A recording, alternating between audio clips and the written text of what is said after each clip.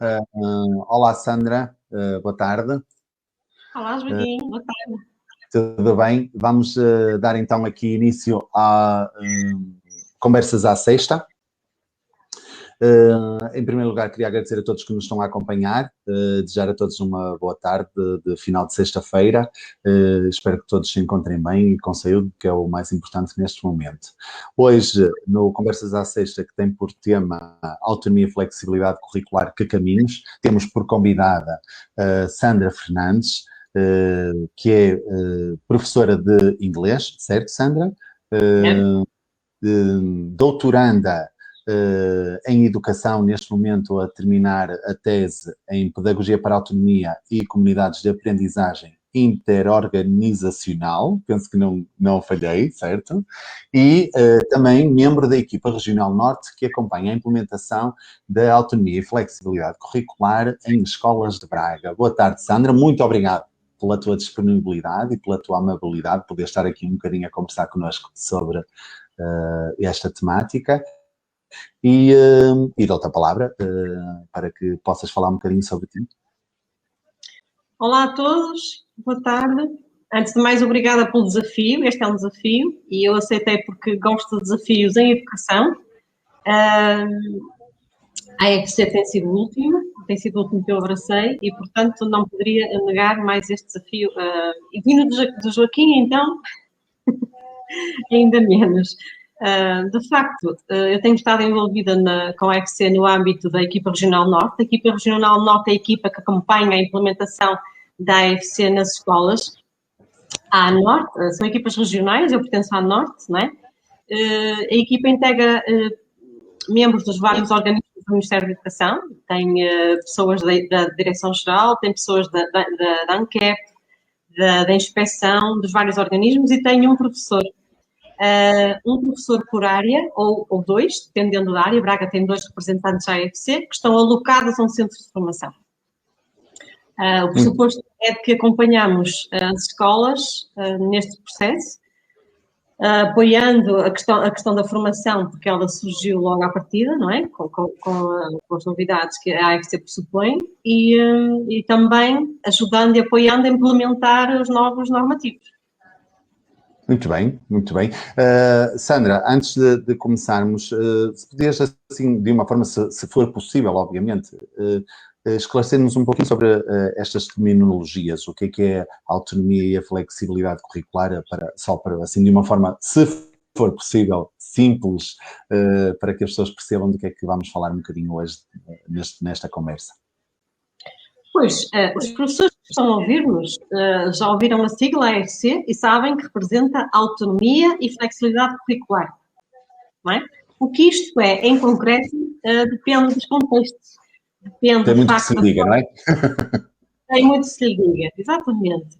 De facto, isto tem sido coisas diferentes consoante os contextos. As pessoas têm-se apropriado da designação, têm interpretado e têm-se apropriado dos documentos, dos normativos, de formas diferenciadas, a ritmos diferenciados, e por isso eu diria que são contextos. Poderíamos falar do que é autonomia, do que é flexibilidade e do que é autonomia e flexibilidade curricular.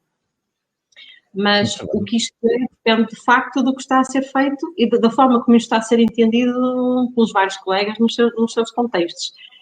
O termo flexibilidade é mais pacífico, flexibilidade curricular. Autonomia será o que causa mais celeuma e mais dúvida, de facto. O que é esta autonomia? Mas por alguma razão em concreto, Sandra, por alguma razão em concreto que haja essa dificuldade ou essa diversidade de interpretações da palavra da autonomia, achas que há algum fator? Eu julgo que sim.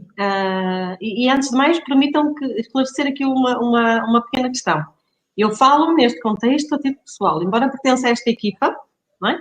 A minha voz aqui é uma voz pessoal de alguém que vem partilhar e refletir convosco acerca destes processos. Não é? Eu não represento aqui a voz da equipa regional. Como disse, há ali elementos de vários organismos e eu não introduzo essa voz institucional. Portanto, o que eu vou dizer é a minha percepção pessoal, não é? A autonomia em si é só um conceito complexo. Portanto, As escolas acharam que a autonomia, quando ouviram falar a primeira vez a autonomia, era poderem fazer o que quisessem, poderem tomar decisões a todos os níveis em vários processos, e não é o caso. Aliás, mesmo que a autonomia profissional e a autonomia do aluno é um conceito complexo, não é? Podemos falar sobre isso.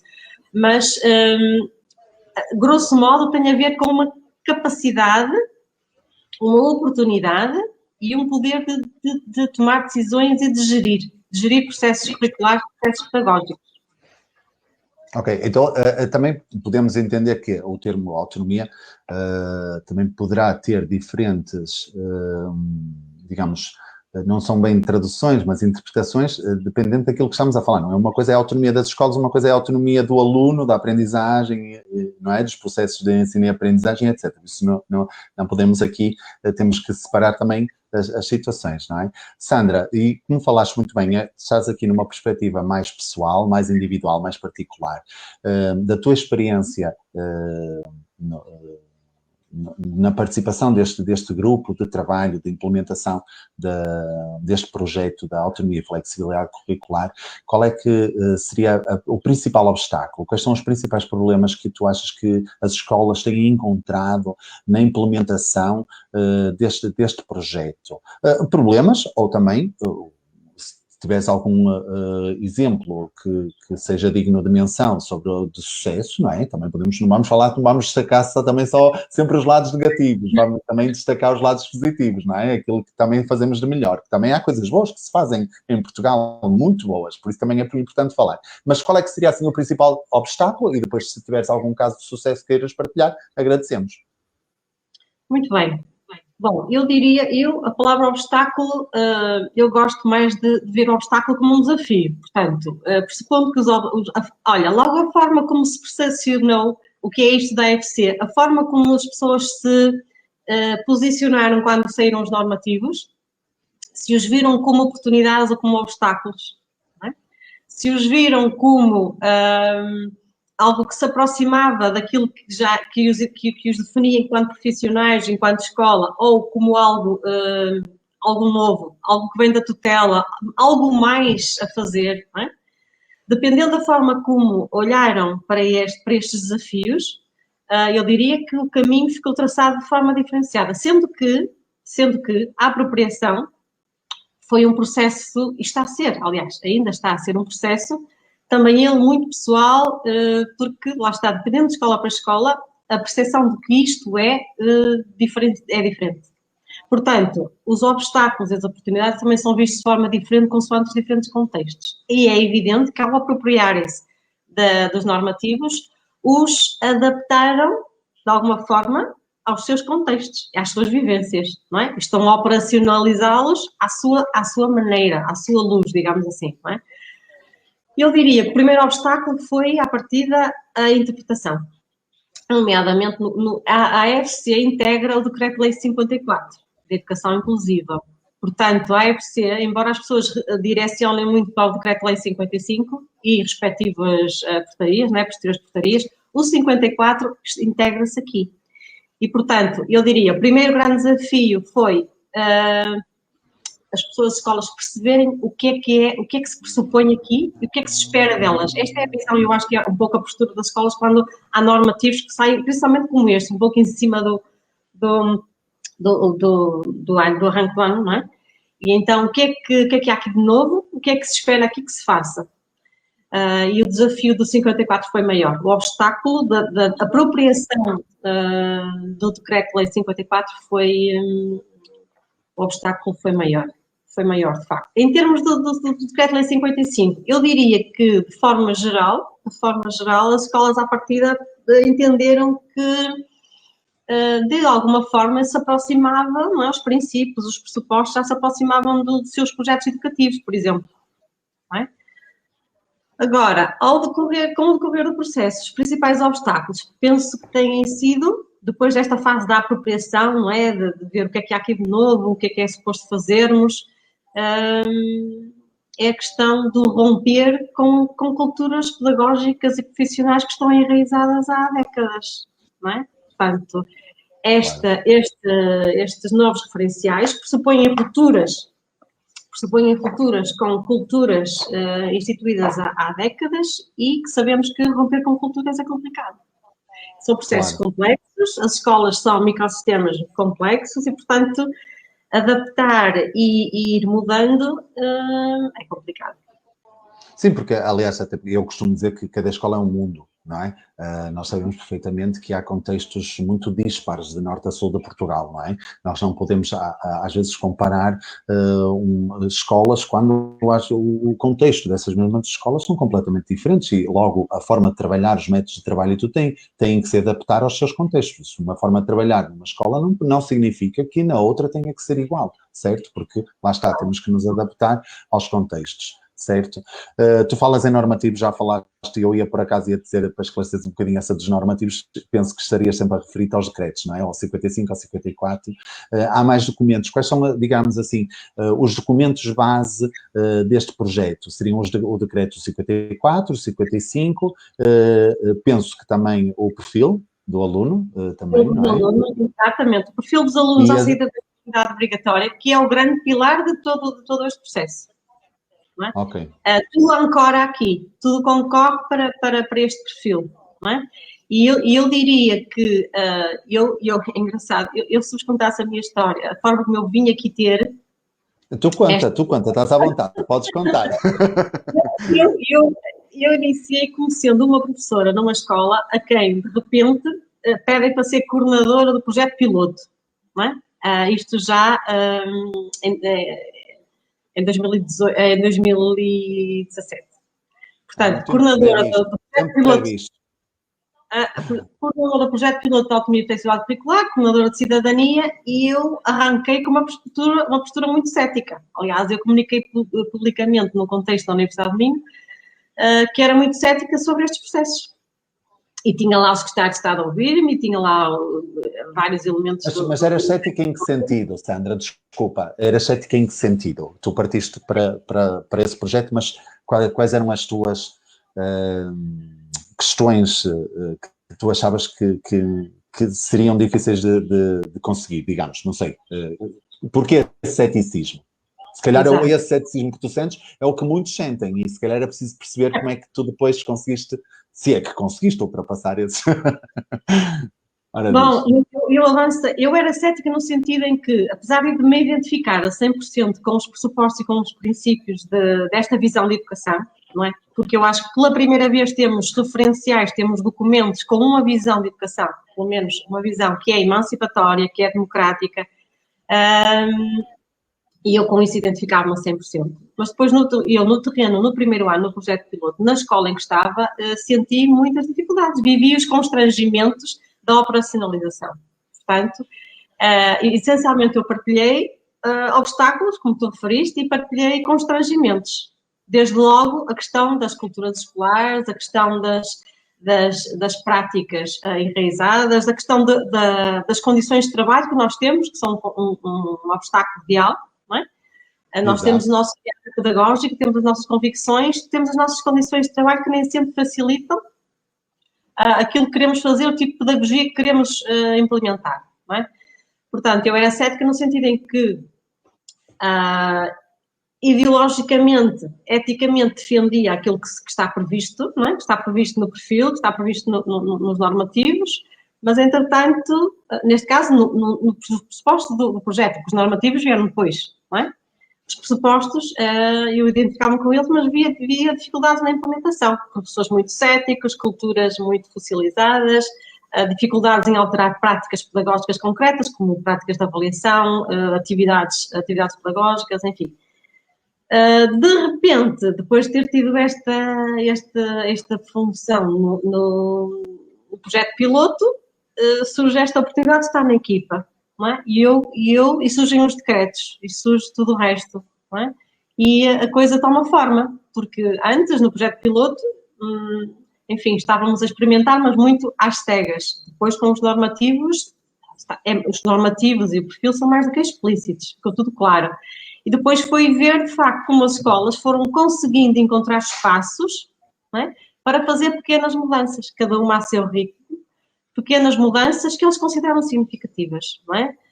Podemos agora, e vocês podem questionar, qual é o impacto qual é o efeito destas mudanças e que mudanças é que foram feitas realmente. E aí a minha postura voltou a ser novamente de algum ceticismo, não sei se a palavra certa é ceticismo, talvez não tão entusiasta como no primeiro ano.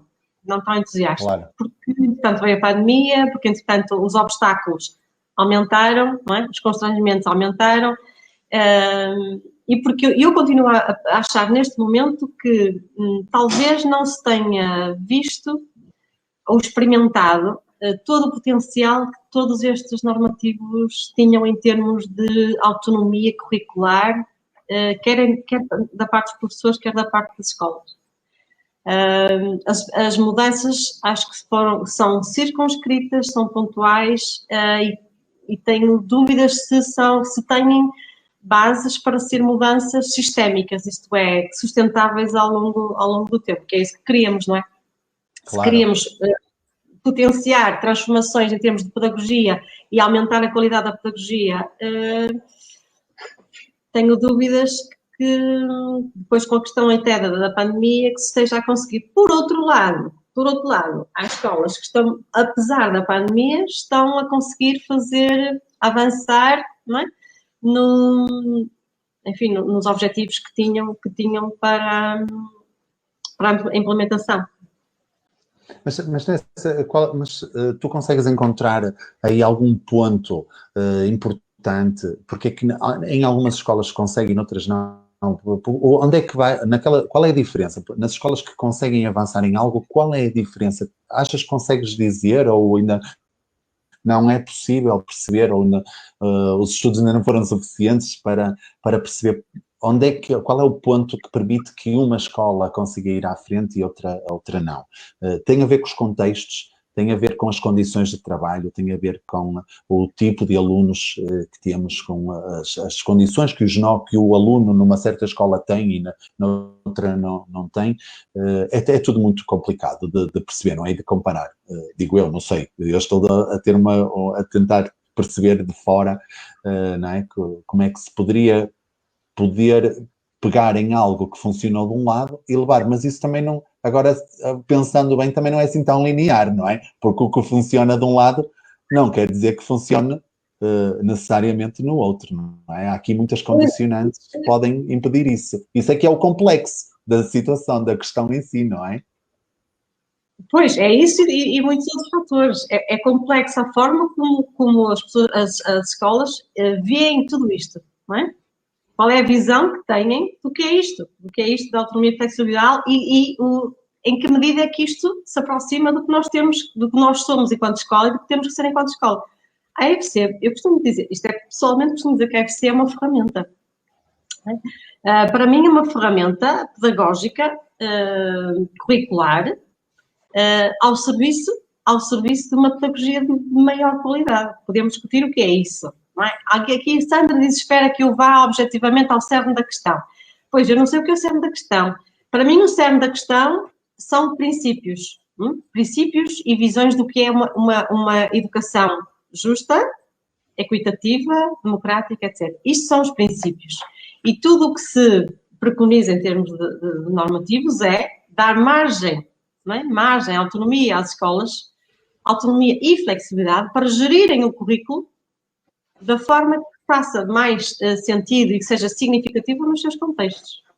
Não é? Daí a ideia da autonomia e flexibilidade. Cada escola está a fazer o seu caminho. As escolas que avançaram mais, sendo que o que é isto de avançar mais? São sempre generalizações complexas e perigosas, no sentido de avançar mais, para mim significa as escolas, e quando digo as escolas, podem não ser as escolas todas a 100% do seu quadro, dos seus professores. Quando falamos de escolas, muitas vezes são uns grupos disciplinares mais do que outros. Uns grupos de professores mais do que outros. Eu não acho que a EFC se possa ver como a medida que esteja a ser transversal a toda a escola a ser implementada da mesma forma, desde logo porque quem a operacionaliza são os professores no seu cotidiano, no seu dia-a-dia. É verdade que há escolas que fizeram um determinado entendimento do que é EFC e focaram mais num ou noutro aspecto. Por exemplo, escolas que se dedicaram a implementar DACs, ou que até decretaram DACs, pressupondo que os DACs eram uma boa prática. não é dito em lado nenhum que o DAC é por si algo infalível, não é? E que pressupõe qualidade pedagógica. Depende do que é feito. Não é? Os processos ditam a qualidade. A forma como os processos se desenvolvem em pedagogia ditam ou poderão ditar a sua qualidade. Agora, as escolas, quando digo que avançaram mais, que arriscaram mais, são escolas com, primeiro, uma visão de educação que se aproxima ou identifica com a visão de educação que está subjacente nos documentos, nos normativos, no perfil dos alunos. Depois, lideranças fortes, em termos de visão, primeiro, lideranças fortes em termos de mobilização dos docentes, não é? Para trabalhar colaborativamente, lá está, romper com as tais culturas organizacionais e também profissionais. Trabalharem colaborativamente e pensarem e fazerem, estarem predispostos e arranjarem oportunidades para experimentar coisas diferentes e fazer coisas diferentes. Sendo que havia escolas que já tinham muitas destas práticas que agora nós associamos à AFC. Não é? Havia escolas que já tinham práticas pedagógicas mais centradas nos alunos, já faziam trabalho interdisciplinar. Há escolas que acharam que não viam grande novidade no início quando confrontadas com a AFC, dependendo da forma como já trabalhavam. Todavia, consegue-se perceber que assim, as escolas que estiveram presentes no piloto e que acreditaram no projeto e viram que o projeto teve mais valias, depois já entraram no primeiro ano de forma diferente e já avançaram mais. Agora, tudo isso depende das lideranças de topo, as lideranças intermédias e a forma como os professores acreditam ou não, enfim, na visão de educação e tudo isto que está pressuposto. Estas máximas que estão subjacentes aos normativos, que de alguma forma definem o que é, neste enquadramento, a qualidade da pedagogia, não é? Eu penso que as pessoas que acreditam nisso estiveram mais abertas a experimentar. Agora, também acho que há professores e há escolas que estão ainda à procura de... estão a experimentar percursos, estão a experimentar caminhos. Claro. E outras têm que converter, enfim, eu acho que há um bocado de tudo. Diz-me uma coisa.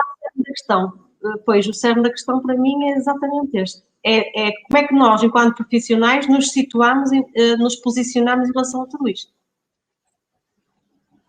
Pois. Olha, aqui... Olha, a Maria Teixeira Sarmento pergunta-nos de que modo a autonomia é compatível com o poder. Vem um bocadinho na sequência daquilo que estavas a falar. Queres responder a esta questão? Se é compatível com o poder? Aqui deduzo que a colega queira perguntar, se calhar, com lá está, as chefias que estavas a falar, não é?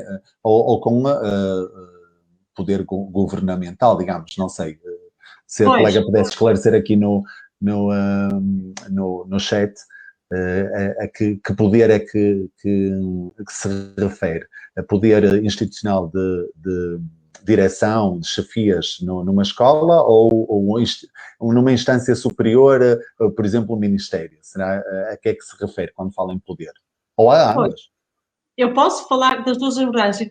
Qual é a minha visão sobre isto? Bom, eu diria que a EFC, quando digo que é uma ferramenta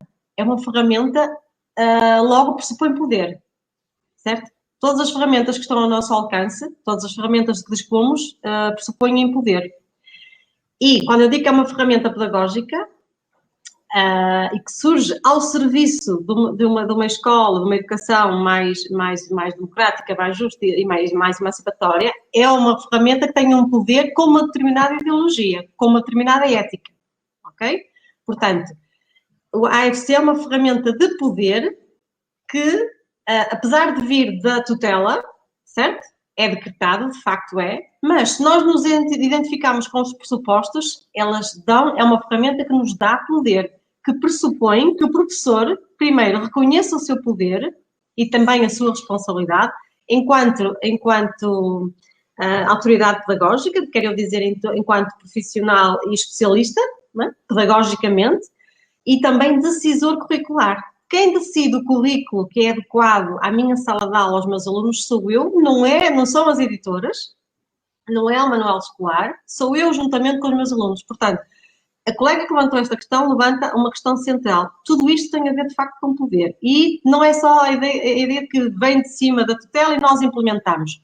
A AFC pressupõe que o professor tem poder. O professor tem poder de decisão e deve usá-lo. Deve usá-lo de forma adequada, intencional, ao serviço das aprendizagens significativas dos seus alunos. Portanto, a AFC, a Filomena diz, a AFC dá poder, mas não recursos. Bom, a AFC pressupõe poder, há quem goste, há quem queira usar poder ou não.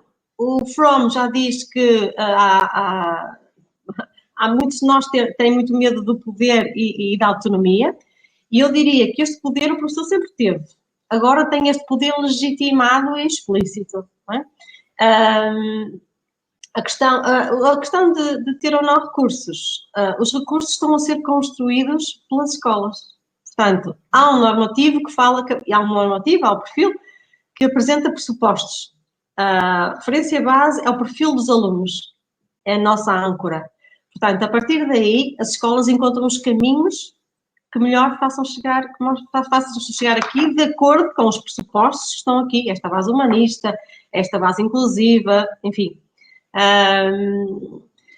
Sandra, desculpa interromper o teu raciocínio, mas eu estava a ouvir falar agora falando em recursos e falando em o poder do professor ser reforçado. As aprendizagens essenciais vieram reforçar exatamente esse poder de decisão do professor na escolha daquilo que leva para a sua sala de aula, certo? Ou estou errado? O facto das aprendizagens essenciais terem trazido para aqui um trabalho mais à base de competências do que propriamente de conteúdos específicos, que também têm que ser trabalhados, obviamente, mas será por aí que também o trabalho do professor se vê reforçado, o poder do professor se vê reforçado nessas decisões? Bom, eu penso que sim, mas também depende da forma como olhamos para as aprendizagens sociais. Em tudo isto depende do nosso ponto de vista, depende da forma como nos posicionamos em relação a isto, não é? E da direção que queremos tomar. Ainda voltando à questão do poder.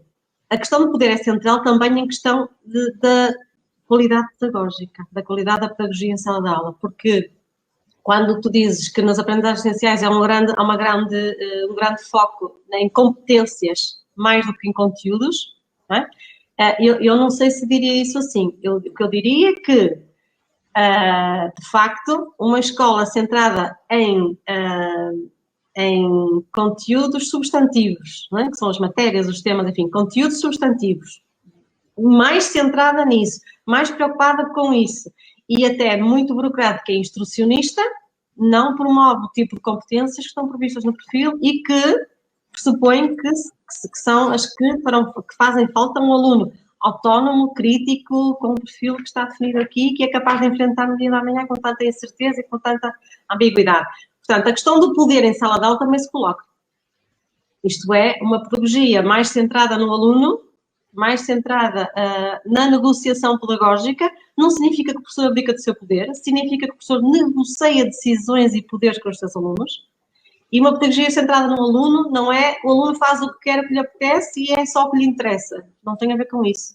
Tem a ver com fazer aquilo que é significativo para chegar às aprendizagens que são essenciais, sempre a concorrer para o perfil, não é? Numa base holística, etc.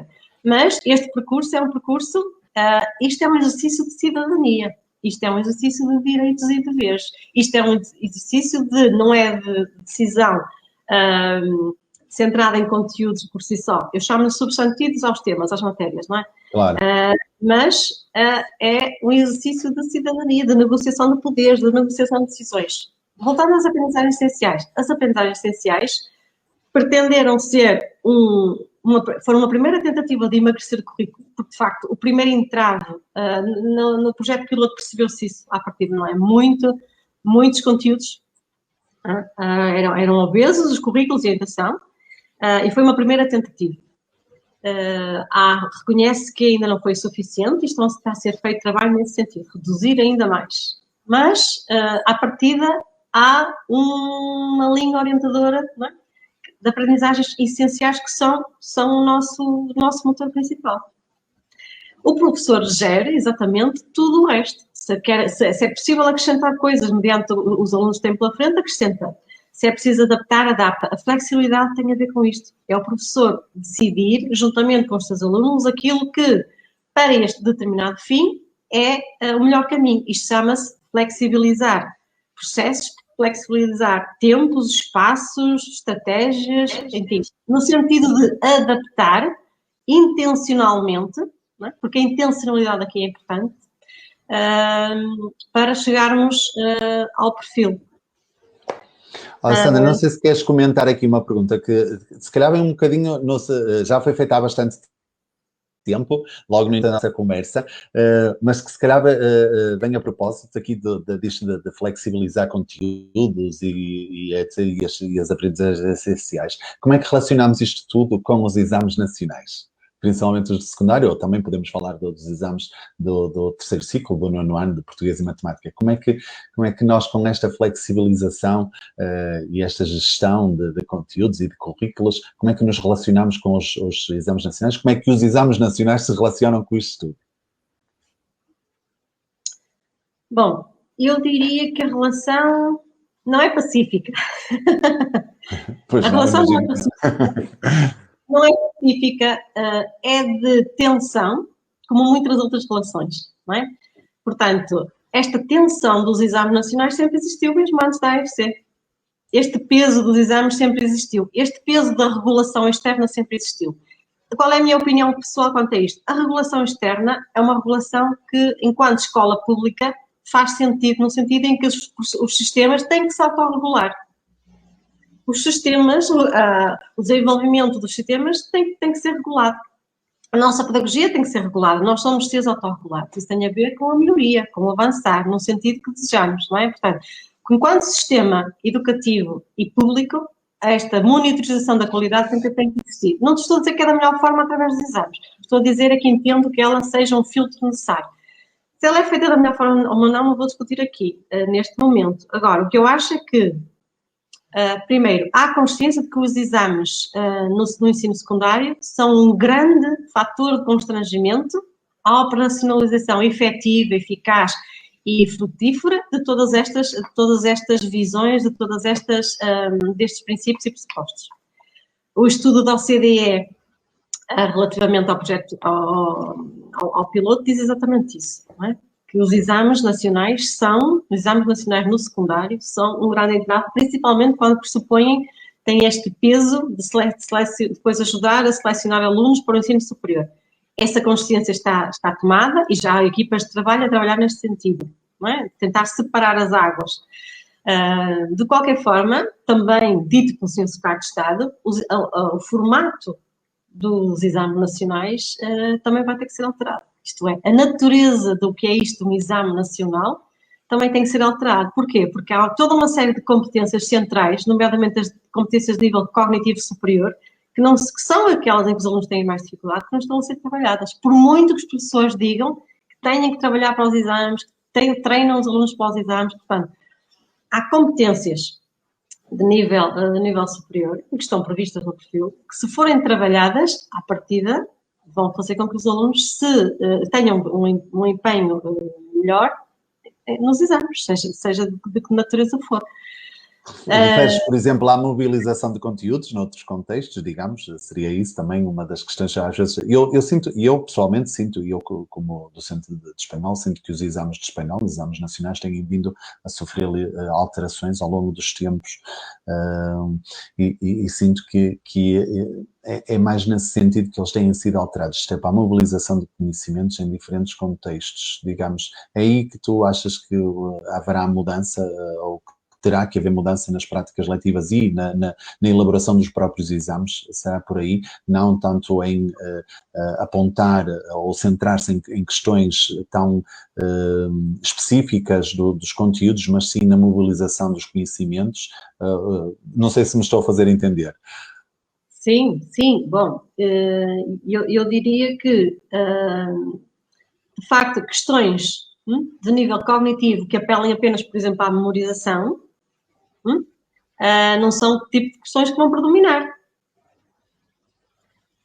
Porquê? Exatamente porque tem a ver com o grau de complexidade de pensamento. não é? Isto significa que um aluno crítico, as competências em que o aluno tem, por exemplo, as questões, perdão, em que o aluno tem, por exemplo, que apresentar a sua opinião, uma visão crítica, um comentário crítico sobre determinado tema. Há questões como essa, de produção e de visão crítica, não é? De posicionamento crítico, onde os alunos têm mais dificuldade. Muitas vezes a questão, o grau cognitivo tem que ser mais avançado e sair da questão da memorização ou da simples interpretação. O que eu acho é que a natureza dos exercícios, a natureza tem que ser alterada, de facto. A natureza dos desafios que aparecem nos exames, a natureza das tarefas, a natureza dos desafios cognitivos, não é? Que os alunos têm que resolver. Não sei se respondi à tua questão.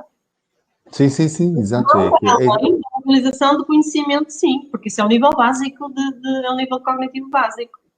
Claro. Mas essa mudança tem que ser não só nos exames, mas também na prática. Tem que ser em todo o lado, não é? A mudança de paradigma, digamos, tem que ser feita dentro da sala de aula e nos exames, para que esteja tudo em consonância. O que eu sinto que, em algumas questões que estou a ler aqui, é exatamente, parece que não há consonância entre a tentativa de implementação deste projeto de autonomia e flexibilidade curricular com aquilo que nos é apresentado, por exemplo, nos exames nacionais. Parece que não há aqui uma consonância, parece que estamos nas escolas, na sala de aula, a tentar remar para um lado e depois esbarramos nos exames nacionais, não é? Parece que há aqui é quase como, isto é um desabafo, não é? É tipo o remar contra a maré, é um trabalho que vai por água abaixo, porque tentamos ter novas práticas, novas metodologias, alterar a nossa visão dos poderes, não é? A visão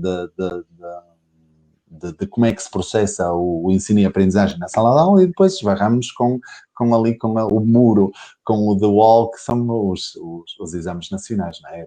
É nesse sentido. Eu não sei se... Diz, desculpa. Como disse, os exames, há consciência, não é? Há consciência política, há consciência de que os exames são um obstáculo. Mas os exames... É isso, Lisa, desculpa, é isso. A Lisa acabou de dizer a palavra que não estava a conseguir. Inglória, é um trabalho inglório, é isso. Obrigado, Lisa, eu entendo que se sinta isso. Por outro lado, entendo também que a mudança, apesar de já estarmos em processo de autonomia e flexibilidade curricular há 3 anos, não é? Também entendo que a mudança em termos de exames não pudesse pressupor uma ruptura. Desde logo porque os alunos precisam de tempo, não é? Os alunos e as pessoas precisam de tempo para se adaptar aos novos progressivamente. Eu acho que tem que ser uma mudança progressiva, porque também iríamos defraudar os alunos, os professores, os alunos, se de repente tivessem um modelo completamente diferente. O que eu penso é que se a lógica, se o referencial, se a pedagogia, em grosso modo, para mim, é pedagogia no sentido lato, com um P grande, com um P maiúsculo. Se a pedagogia muda em sala de aula, não é? Se as abordagens pedagógicas mudam, tudo o resto vai mudar necessariamente. E o grande desafio aqui, de facto, é da qualidade pedagógica. E isto tem a ver com a nossa visão, do que é o conhecimento. Tem pressupostos epistemológicos aqui, do que é o conhecimento, como é que ele se constrói e qual é o valor que ele tem.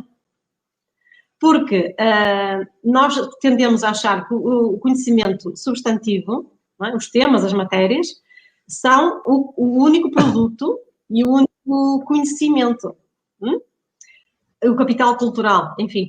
Mas agora falamos de competência, e não é por acaso. Falamos da trança das competências, que pressupõem conhecimentos, capacidades e atitudes. E elas são indissociáveis. Elas estão compartimentadas, muitas vezes, nas nossas práticas de avaliação, estão compartimentadas numa questão de ser mais fácil de abordar, enfim, mas, em rigor, elas são interdependentes e interatuantes. Portanto, eu diria que não podemos separar. Há esta ideia de que agora não se valoriza tanto os conhecimentos e mais as competências. Primeiro, o conhecimento, não há competência que não pressuponha conhecimento. A questão, até há quem diga, a centração do aluno pressupõe que agora é fazer o que eles querem, o que eles gostam, os seus interesses, olhar para os seus interesses e não é tanto trabalhar os conteúdos. Primeiro, as competências são o conteúdo a trabalhar. E são conhecimentos que têm a ver com as várias áreas disciplinares, são capacidades não é? Desde logo também a capacidade de construir estes conhecimentos de forma crítica, não é? Construir e reconstruir, e pressupõe também atitudes. Portanto, tem a ver com a formação holística do ser humano, cidadão, competente, crítico que nós queremos. Inglório.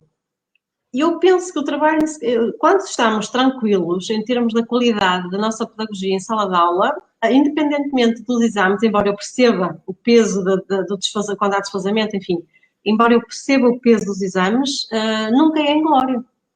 Nunca é inglório. Desde logo porque há aprendizagens que os alunos desenvolveram, para as quais nós concorremos, e que não são testadas nos exames, mas que são centrais.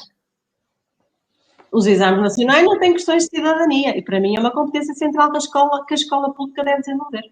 Uma cidadania global, humanista, democrática, enfim.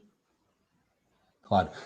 Sandra, outra questão que eu te queria colocar também, porque há aqui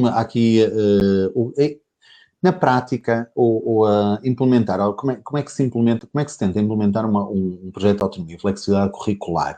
Isto é, na prática, o que é que as escolas podem fazer? Eu sei que tem a flexibilidade do currículo, não é? Flexibilizar o currículo, as matrizes curriculares.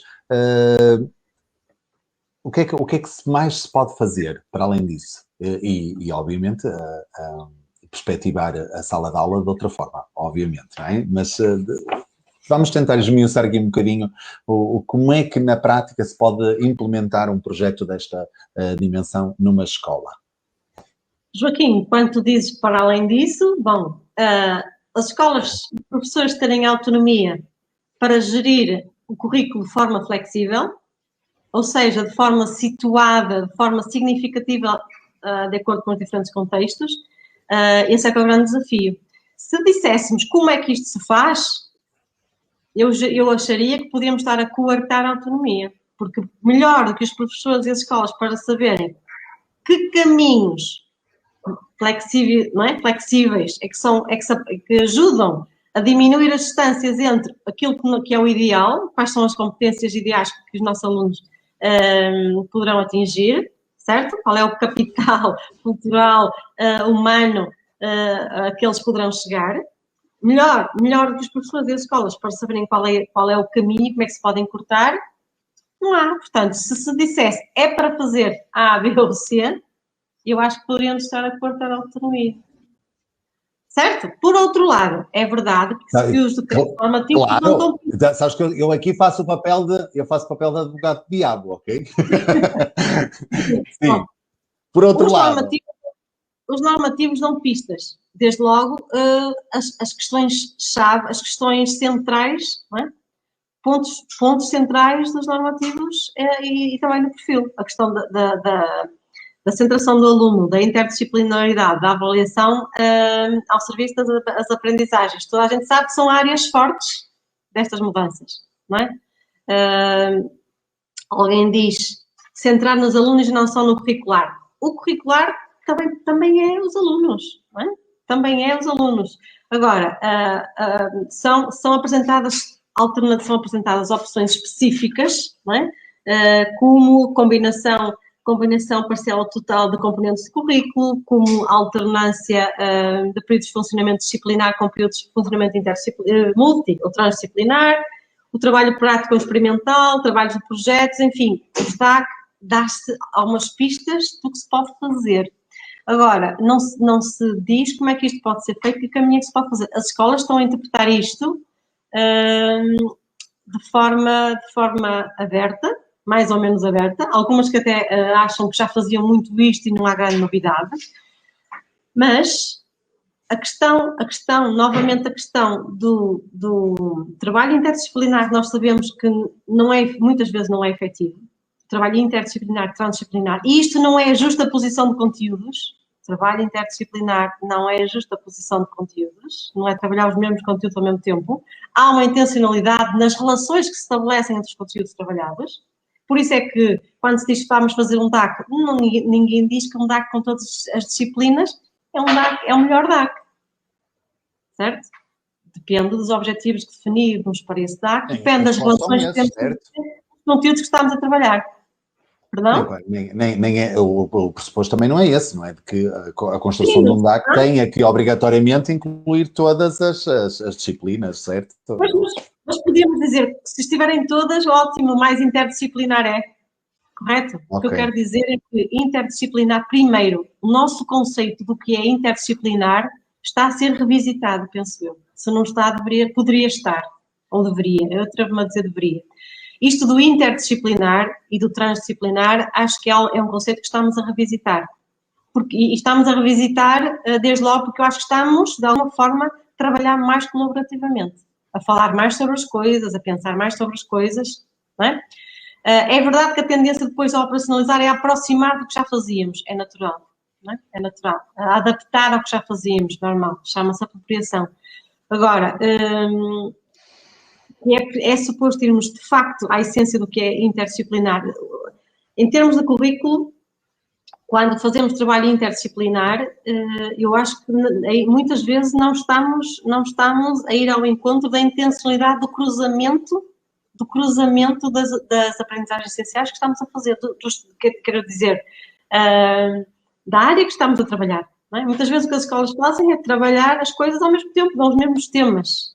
Os vários professores abordam os vários temas na mesma altura. Isto é justaposição do conteúdo, não é? Não é interdisciplinaridade. Esse é um desafio. O desafio da centração do aluno, embora haja, é? Há grandes mentores da AFC, nomeadamente a Ariana, quem conhece o livro da Ariana, da autonomia e flexibilidade curricular, sabe que lá há um dado momento em que se questiona a questão da centração do aluno. Bom, eu continuo a achar que a centração do aluno, para mim, é básica, é um princípio pedagógico, é um pressuposto pedagógico para mim. E a centração do aluno não é ele faz o que quer, ele define o currículo, não é isso. Há um capital cultural, de facto. Melhor do que ninguém, os professores têm o conhecimento pedagógico de conteúdo, isto é, melhor sabem como ensinar aquele conteúdo. Como ensinar no sentido de ajudar os alunos a trabalhar aquele conhecimento de forma crítica, a apropriar-se daquele conhecimento de forma crítica e a trabalhá-lo, e a aplicá-lo, etc. E um professor de português sabe como fazer de forma diferente de um professor de matemática, não é? E no primeiro ciclo e nos vários ciclos, enfim. Portanto, eu diria que a autonomia aqui terá que passar para o professor, juntamente com os seus alunos, tentarem perceber quais os melhores caminhos, não é? Para chegar aqui. Eu gosto particularmente da forma... Sim, diz, termina. Dizer-nos como fazer isto pode ser exemplificar. As escolas pedem exemplos umas às outras. Os coordenadores da FC, eu reúno com eles várias vezes, não é? Com os coordenadores da FC, e eles partilham. Temos uma rede de partilha de inquietações, temos uma rede de partilha de exemplos, não é? De experiências que têm sido desenvolvidas nas escolas, e é assim que tem sido construída a FC. Há um site com vários exemplos do que as escolas têm feito, e as escolas têm encontrado os seus caminhos também um pouco vendo o que os outros estão a fazer.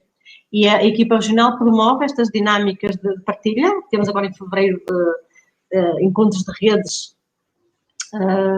para as escolas partilharem o que estão a fazer, porque também é no encontro e no desencontro com os outros que nós vemos o que podemos fazer, o que estamos ou não a fazer. No fundo, é no encontro e desencontro com os outros que nos situamos. Que as escolas continuam à procura de o que fazer e como fazer, acredito que sim, embora eles saibam muito bem onde estão os calcanhares daqueles, certo? Eles sabem muito bem que nada disto poderá avançar muito, primeiro, se continuarmos com uma pedagogia instrucionista, burocrática, centrada no professor neste sentido. O professor será sempre, em última instância, o decisor. E tem este poder que é legítimo e está legitimado. Não é? Por isso é que é o professor. E nada substitui o professor, nem mesmo, e agora vemos isso mais do que nunca. O conhecimento que está disponível aos alunos é diferente do conhecimento que é trabalhado com o professor em sala de aula com os alunos. Porquê?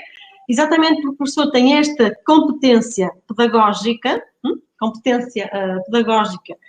que lhe permite, melhor do que ninguém, perceber, e também conhece os seus alunos, como é que os alunos se apropriam criticamente e reconstroem este conhecimento. Sabemos que eles podem, enfim, aceder a conhecimento naturalmente, não é? Nas redes, etc. Mas é diferente do trabalho que fazem com o professor, porque as aprendizagens que fazem só são significativas quando trabalhadas desta forma e o professor potencia isto. Não é? O professor potencia isto através da comunicação pedagógica, através da interação pedagógica e, essencialmente, das dinâmicas que desenvolve com os seus alunos. E isto tem a ver com a qualidade da pedagogia que o professor implementa em sala de aula. E passa também por deixar o aluno, dar ao aluno, abdicar um pouco do seu poder de decisão e dar espaço de decisão ao aluno. A AFC, para mim, é muito isto. Quando dizem que uma centração no aluno não está pressuposta na AFC, eu não concordo. Eu acho que a centração no aluno é básica, é essencial, sendo que a centração não significa o aluno agora é o centro e faz tudo a partir dali. Eu acho que se pode fazer tudo a partir do aluno. O aluno está em constante negociação com o professor. São parceiros co-gerem, que são co-decisores e co-construtores curriculares, para mim. Quando negociam, por exemplo, eu ia dizer com construtores de conhecimento, não é? São co-construtores curriculares, sim, no sentido de que co-constroem conhecimentos, mas não só, não é? Co-constroem competências, atitudes, outras capacidades. É a interação pedagógica, é a comunicação pedagógica e são os processos pedagógicos que são potenciadores das aprendizagens mais significativas e que vão para além da questão do conhecimento substantivo e dos conteúdos trabalhados. Os conteúdos temáticos, porque os conteúdos processuais, a competência cidadã, a competência crítica, também são conteúdos. O que eu acho é que, em educação, os processos são os conteúdos principais. Muito bem, olha, eu disse que íamos falar aqui só meia horinha, 40 minutos e já vamos quase numa hora, não é? Isto é sempre assim, a gente vai lançado. Olha, Sandra, mas antes de nós terminarmos, porque isto dava pano para mangas, este tema, podemos revisitá-lo daqui a uns tempos, depois se estiveres disponível, para continuarmos a falar sobre estas questões. Eu acho que é importante, e isto também é importante irmos revisitando os temas, porque há sempre coisas novas que vão surgindo e poderemos, quem sabe, numa próxima até trazer com outros convidados para se juntarem a nós, para apresentarem, se calhar, algumas experiências em escolas, é? Trazer aqui um caso mais prático até, e podemos trazer um sucesso e um insucesso, acho que seria interessante. Mas eu gostaria de te colocar a seguinte questão. Isto é tudo, eu vou falar assim de uma forma muito simples, perdoa-me aqui a simplicidade do meu discurso, mas isto é tudo muito bonito, a autonomia é tudo muito bonito, a flexibilidade é tudo muito bonito, mas há aqui constrangimentos que nós sentimos no terreno, não é? O número de alunos por turma, as condições de trabalho nas escolas, como é que nós conseguimos, por mais vontade que tenhamos, por vezes, eu sei que tu não gostaste da palavra inglória porque achas que nunca nada é inglório, mas às vezes é complicado nós termos vontade de pôr em prática uma certa pedagogia, uma certa metodologia, mas depois chegamos e o terreno não nos permite isso. É muito difícil, não é? Com turmas com 28 e 30 alunos, com escolas onde nem sequer a internet funciona. Agora o Covid, nem falando com o Covid, porque os miúdos não podem trabalhar em grupo, não é? Como é que nós conseguimos levar isto avante? É difícil. E como é que, no teu grupo de trabalho, como é que vocês percepcionam isto? Como é que, certamente, duvido que vocês não se tenham deparado com estas situações todas e com estas questões que os professores nos devem lançar a toda a hora, não é? Como é que vocês resolvem estes dilemas que nós vivemos no dia-a-dia? Que vocês conhecem muito bem. Pois, olha, Joaquim, em primeiro lugar, quem está envolvido em posições de liderança destas dinâmicas acredita nesta filosofia, acredita nesta visão de educação. Portanto, à partida, apesar de reconhecer os constrangimentos, não fica preso a eles, não os sobrevaloriza e tenta procurar espaço de oportunidade significativo. Isto é, apesar dos constrangimentos, sempre os tivemos. Colegas, sempre os tivemos. O desafio agora é o desafio de sempre, qualidade da educação, qualidade da pedagogia. Práticas pedagógicas que façam sentido, que façam na nossa sala de aula, na nossa interação com os alunos, um exercício de cidadania crítico, consciente, culturalmente significativo, mas também humanamente poderoso, certo? Portanto, eu diria, os constrangimentos são de sempre. A escola é uma entidade complexa, paradoxal, dilemática, sempre foi. Tem em si mesma, tem até na sua origem, este duplo papel, não é? De certificar e ao mesmo tempo potencial, ao mesmo tempo emancipar. Portanto, estes paradoxos sempre existiram e existirão. A educação, para mim, é a área mais complexa. Trata-se de trabalhar o ser humano. Somos profissionais, não é? Profissionais do ser humano. Isso é muito complexo. Agora, se temos convicções fortes sobre que tipo de professor queremos ser, que tipo de alunos queremos ajudar a promover, que tipo de escola queremos ser, eu acho que a força das nossas convicções nos ajuda a olhar para os constrangimentos, primeiro, senti-los, porque somos humanos e sentimos, correto? Sentimos na pele, porque sabemos no dia-a-dia o que nos custa e sabemos o quanto remamos contra a maré muitas vezes. Agora, os constrangimentos, se temos esta convicção forte, sabemos que é o caminho que queremos seguir, olhamos para eles sem os aumentar, sem os potenciar. E em cada constrangimento há sempre alguma possibilidade de manobra que pode fazer a diferença e que faz a diferença. Agora, se calhar não vamos conseguir em todos os níveis, em todas as direções, mas vamos conseguir fazer alguma melhoria, desde logo na qualidade da nossa pedagogia no dia-a-dia. E esta autossupervisão, automonitorização da qualidade da nossa pedagogia no dia-a-dia está pressuposto no EFC, está pressuposto no profissional autónomo, flexível, crítico, que para mim é uma competência básica de um bom profissional, não é? Portanto, as turmas grandes estão lá, sempre estiveram, os exames, todas as dificuldades, sem pandemia, sempre estivemos, sempre estiveram lá e continuarão a estar, desde logo porque os paradoxos existem. Agora, a Flávia Vieira é uma professora minha que fala na visão reidealista. Então, eu agarro muitas vezes a isto quando esbracejo contra a maré e estou quase a sucumbir, mas depois quero voltar à toma e quero voltar a remar com toda a força. Uma visão reidealista significa que é uma visão da educação, de mim enquanto profissional, dos meus alunos, enfim, de escola, uma visão de educação que é realista, mas ao mesmo tempo idealista. O re-idealista, o ide está em parênteses, significa que eu sei que há dificuldades, eu sei que há constrangimentos, eu vivo-os, eu também os potencio, eu também os crio, mas ao mesmo tempo, tendo em conta este ideal máximo que me orienta e que me faz acordar de manhã e querer ser professora todos os dias, ainda faz, certo? Ao fim de mais de 20 anos, agarrando-me a este ideário, que estou ao serviço de um bem maior, que é a educação, de seres humanos, enfim, eu consigo contornar alguns constrangimentos, não todos. Isto é tudo muito bonito. Isto é tudo muito bonito, de facto. Porque senão, enfim, eu diria que não valia a pena sermos professores. E não digo isto ironicamente aqui. O que se pede aqui, digam-me, dos que estamos aqui, quem não se identifica de alguma forma com o que está aqui? Quem não se identifica de alguma forma com o que está aqui? Quem não se identifica com os pressupostos de tudo isto? Olhem para os projetos educativos das escolas e digam se aproximam ou não do que está aqui.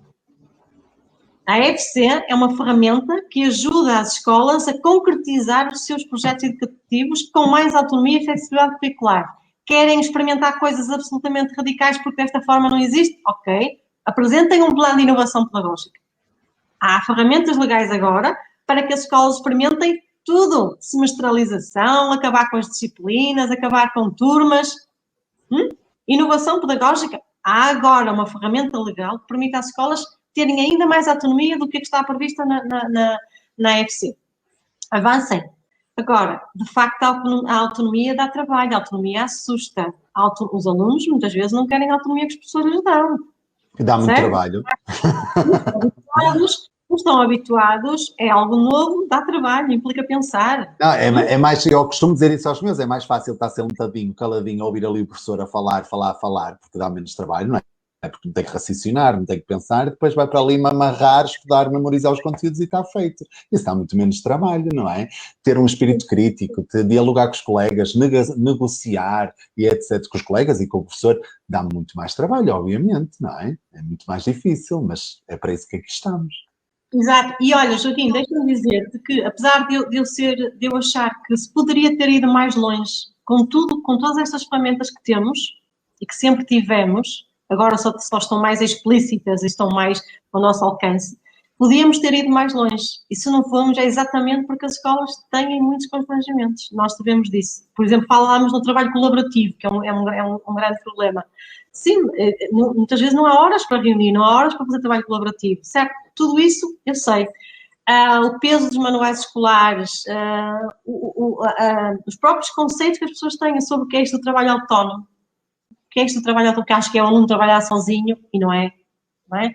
Portanto, há toda uma série de dimensões pedagógicas que têm que ser repensadas, que têm que ser problematizadas, que têm que ser questionadas e que têm a ver, são levantadas agora novamente. A questão da flexibilidade curricular já surgiu tantas vezes. A questão da avaliação pedagógica, certo? Quando alguém diz, isto não há nada de novo, há coisas novas, sim. A questão da educação inclusiva, se surge, é porque de facto algo não estava muito bem. Se há necessidade de haver normativos a dizer o básico, a dizer o essencial em educação, porque dizem o essencial em educação, e se é preciso haver normativos a direcionar nesse sentido, é porque algo de facto não estava bem. A educação inclusiva e a Lei 54 são um bom exemplo disso. A necessidade de acabar com os rótulos é um bom exemplo disso. Eu não estou a dizer que não seja difícil de implementar, ok? Há muitas questões técnicas, certo? O que eu estou a dizer é que, de facto, se houve necessidade, se a tutela tem esta visão de educação, que faz sentido, cujos pressupostos e princípios se aproximam da educação emancipatória, que é eticamente defensável. Se houve necessidade de avançar com decretos neste sentido, é porque, de facto, alguma coisa não está bem. E nós também sabemos disso. E sabemos que também, muitas vezes, andamos na direção desejada e outras vezes nem tanto. Isto não é uma questão de tudo ou nada. Isto é uma questão de contínuo.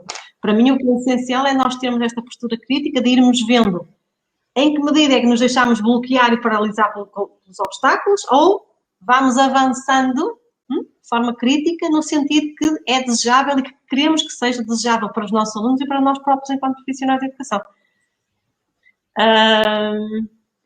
E pronto, aí Sandra, olha, eu peço imensa desculpa se te vou cortar o raciocínio, mas nós já passamos a 1 hora, também não queremos prolongar muito mais, certamente também tens mais coisas para fazer. Isto é, como eu disse há bocado, dava pano para mangas, tínhamos aqui imenso para falar e para discutir.